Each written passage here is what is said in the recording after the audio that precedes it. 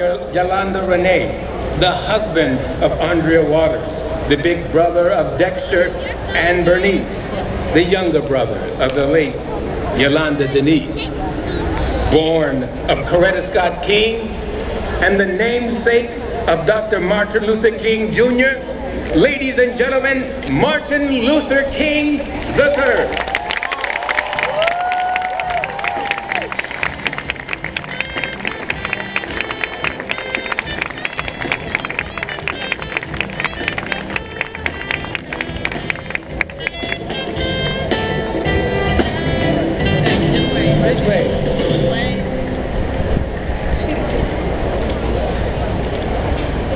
5 decades ago, my father, Dr. Martin Luther King Jr., stood upon this hallowed spot. And the Spirit of God spoke through him and summoned a nation to repent and to redress the shameful sins long visited upon its African American brothers and sisters. 50 years ago, he delivered a sermon on this mountain, which crystallized like never before the painful pilgrimage and aching aspirations of African Americans yearning to breathe free in our own homeland. But Martin Luther King Jr.'s utterings of 1963 were neither a forlorn lament of past injustices nor a despairing diatribe of cruel conditions of the day. No, indeed, his words are etched in eternity and echo through the ages to us today, were a tribute to the tenacity of an intrepid people who, though oppressed, refused to remain in bondage. Those words of Martin Luther King Jr. were a clarion call to all people of goodwill to rise up together to make this nation live out the true meaning of its creed and to perfect within us a more perfect union. And so I stand here today in this sacred place, in my father's footsteps. I am humbled by the heavy hand of history, but more than that, I, like you, continue to feel his presence. I, like you, continue to hear his voice crying out in the wilderness. The admonition is clear. This is not the time for nostalgic commemoration, nor is this the time for self-congratulatory celebration. The task is not done. The journey is not complete. We can and we must do more. The vision preached by my father a half-century ago was that his 4 little children would one day live in a nation where they would not be judged by the color of their skin, but by the content of their character. However, sadly, the tears of Trayvon Martin's mother and father remind us that far too frequently the color of one's skin remains a license to profile, to arrest, and to even murder with no regard for the content of one's character. Regressive stand-your-ground laws must be repealed. Federal anti-profiling legislation must be enacted. Comprehensive immigration reform must be adopted to end the harassment of our brown brothers and sisters and to provide a path to citizenship for them today, just as was done for the millions who passed through Ellis Island's splendid gate yesterday. 50 years ago, my father insisted that we could not rest and be satisfied as long as black folk in Mississippi could not vote, and those in New York believed that they had nothing for which to vote.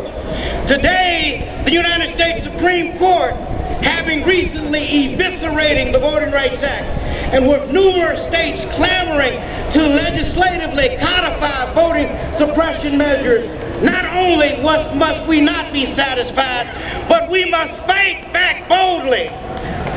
Too many of our unknown heroes and sheroes fought, bled, and died for us to have the precious right to vote, for us to now sit back and timidly allow our franchise to be taken away or diminished. We must not rest until the Congress of the United States restores the Voting Rights Act protections discarded by a Supreme Court blind to the blatant theft of the black vote.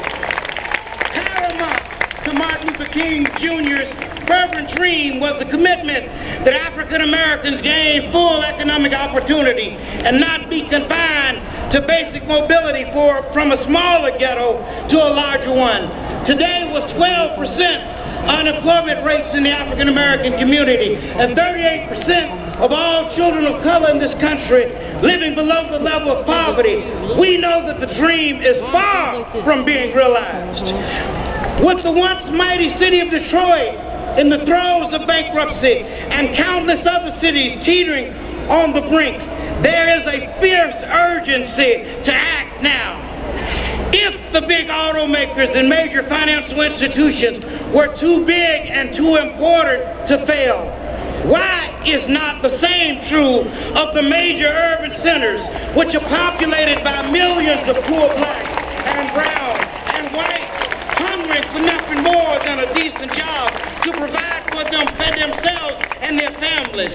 Why shouldn't historically black colleges and universities, desperate for financial stability, be given the assistance which will enable them to continue their noble mission of educating both the best, brightest, as well as the least of these?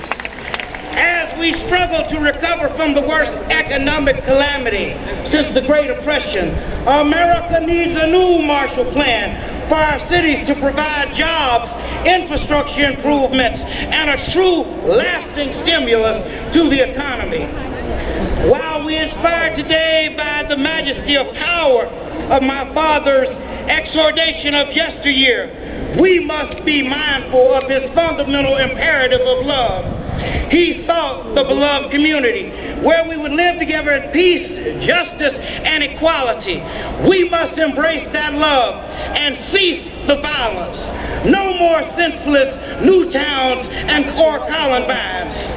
No more daily killing of our young people by our young people on the streets of Chicago and countless neighborhoods across the country. We need more gun control, but we also need more love. Yes, we all need love for each other, black, white, and yellow, red and brown, gay and straight, Christians, Muslims, and Jews, and all of God's children loving one another. We must embrace love and hold on to that powerful spiritual which inspired my father's generation and inspires us still today. We ain't gonna let nobody turn us around. We ain't gonna let nobody turn us around. We're gonna keep walking. We're gonna keep on talking. We're gonna keep on voting. We're gonna keep on job building. We're gonna keep on educating. We're gonna keep on mentoring. We're gonna keep on community building. We're gonna keep on ending violence. We're gonna keep on creating peace. We ain't gonna let nobody turn us around. We're gonna keep marching down to Freedom Land. So when I stand in your presence today and reflect on the fact that my beloved sister, Yolanda Denise, did not live to see the full realization of the heartfelt dream held by our father for his 4 children, I am sad, but not entirely sad, for I'm reminded that he knew that the arc of the moral universe is long, but it does bend toward justice. And so another Yolanda, our daughter, you saw her come out here with me, our daughter Yolanda Renee King has been sent by God into this world, and the dream will live on through her. Thus I know that Daddy is smiling up above, knowing that your presence here today will assure the fulfillment of his dream in the lifetime of Yolanda Renee King. I can almost hear my father humming that anthem of the movement. People get ready, there's a train coming. People get ready, there's a train coming. A train that takes us to a land where we have decent houses and not dope houses. A land where we have schools that teach our children and do not defeat our children. A land where we have enterprising entrepreneurs and not incarcerated inmates. A land where we have fathers who create stable families and do not merely procreate innocent babies. Yes, a train to the freedom land. 50 years ago, Martin Luther King Jr. boldly ignited a mighty torch to guide our freedom land to our freedom train land here. And we are today standing in the midst of that eternal flame. If we could all but catch a flicker from that ferocious flame of freedom, we could each light a small candle of courage and in our own voice cry out, "This little light of mine, I'm going to let it shine." If we each let our own little light shine, then we shall truly overcome. Yes, if we each do our own small part in our homes, in our churches, in our schools, on our jobs, in our organizations, in every aspect of our lives to advance the cause of freedom, then surely a change is going to come. And take it from me, someday we will all be free. Amen. And on that triumphant day, we will offer up our praise to the God of our weary years, the God of our silent tears, who has brought us thus far on the way, who He has led us by His might into our light. And together, we as a people, we as a nation, and indeed, we as a world will proclaim in unison, "Mine eyes have seen the glory of the coming of the Lord." Glory, glory, hallelujah. Glory, glory, hallelujah. Glory, glory, hallelujah. His truth is marching on. God bless you.